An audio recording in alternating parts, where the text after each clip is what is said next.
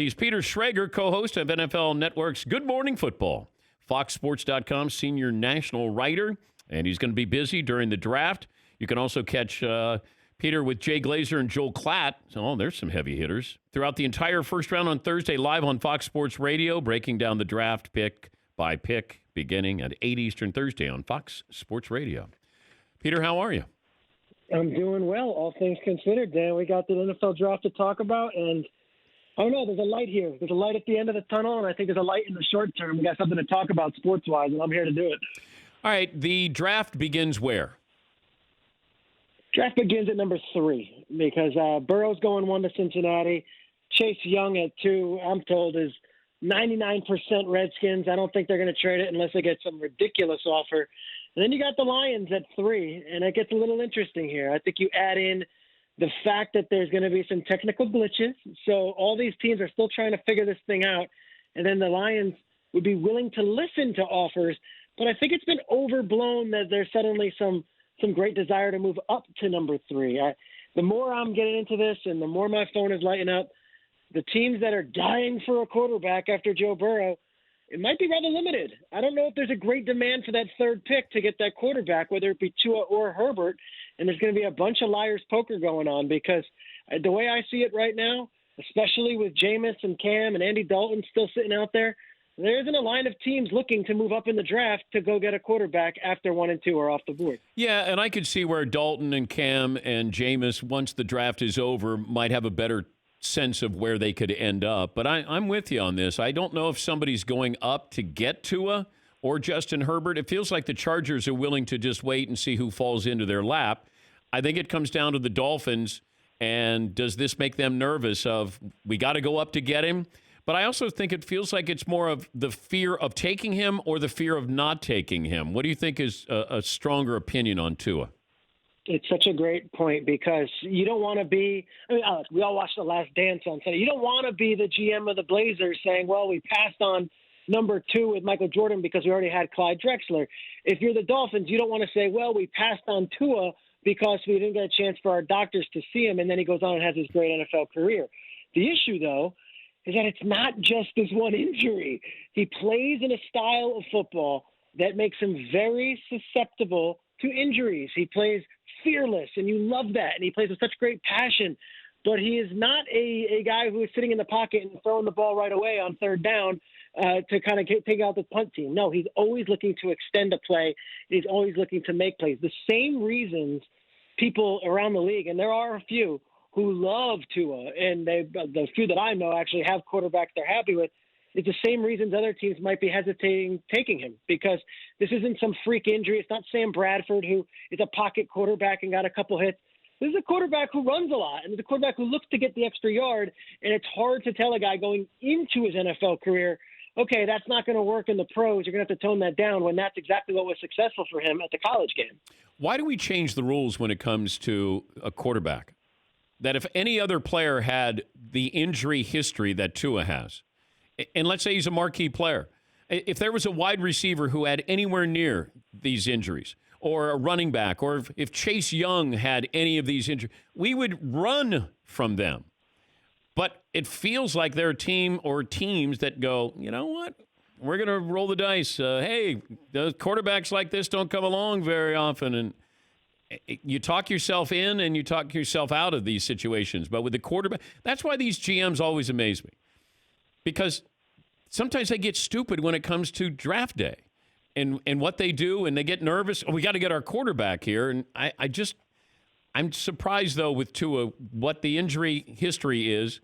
And people can go, yeah, but, or he's never been healthier. Although, our medical staff checked him. All these things where you go, yeah, but he still had some pretty important injuries here. Yeah, but he also had some pretty important wins. This is what the thing. I know. It plays tricks with your mind because the Wonderlic scores came out and it looked like Tua didn't do so hot on that. People are like, well, no. Saban, who has had every college guy go from Saban raves about him, and it's not like he has to do it.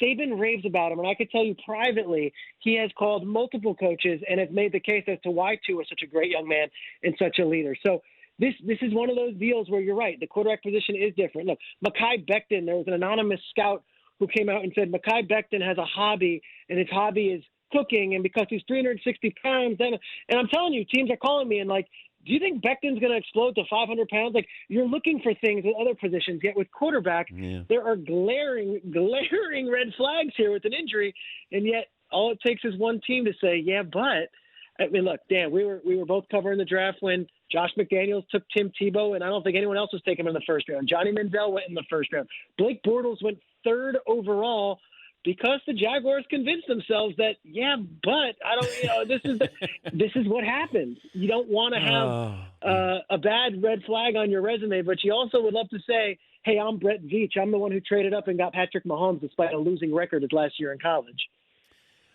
Give me the trade that you think will happen. The trade that I think will happen, I think the Niners are going to move back from 31 for sure because they don't have a second or third round pick. The question is, what do the Niners do at 13?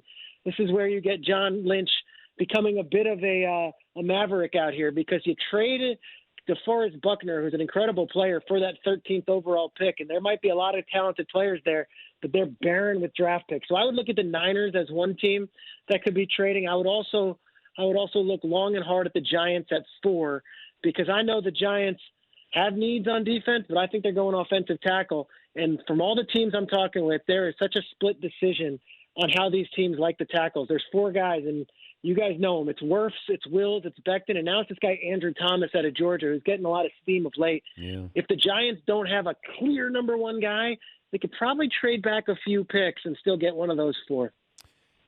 Patriots set at quarterback?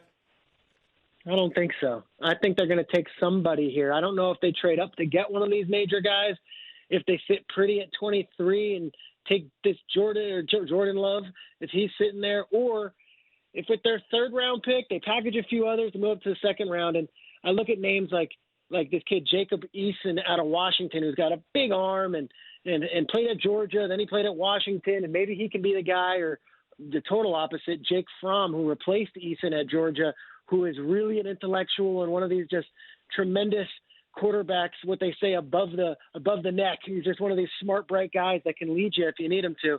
I think the Patriots are going to take a quarterback at some point in this draft, and then they'll have a challenge between Stidham, who they like. I can tell you they like him. And then whoever they draft in the draft would be a good open competition with Brian Hoyer as the backup. It's Peter Schrager, co-host of NFL Network's Good Morning Football. You can also listen to him with Jay Glazer and Joel Klatt the entire first round on Thursday on Fox Sports Radio, breaking down each pick by each team in that first round.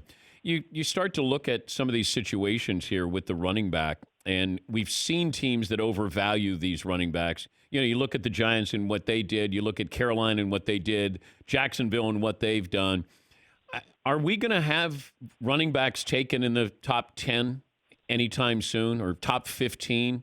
Because I can get these running backs. I can get Swift or Dobbins at some point in the second round, or maybe even at the end of the first round. But I wonder the value of the running back now in future drafts.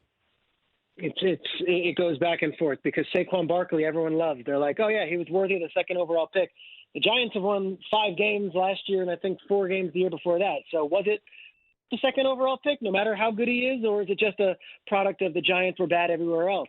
Christian McCaffrey was incredible last year. The Panthers didn't sniff the playoffs.